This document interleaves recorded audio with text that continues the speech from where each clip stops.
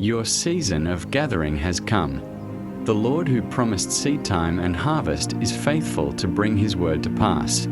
Today I declare that you will gather more than you planted. You will see increase beyond your effort. You will reap from places you did not labor. The Lord will surprise you with abundance.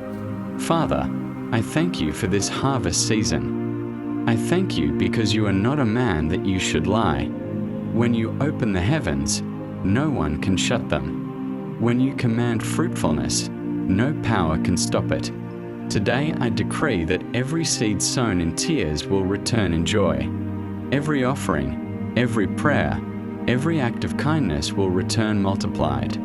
The harvest will chase you. Blessings will overtake you. I speak over your hands. Whatever you touch will prosper. Your barns will be filled with plenty. Your storehouses will overflow. You will not lack bread. You will not lack oil. You will not lack helpers. The Lord Himself will be your provider. He will cause men to favor you. He will send help from unexpected places. You will gather until you have no room to contain it.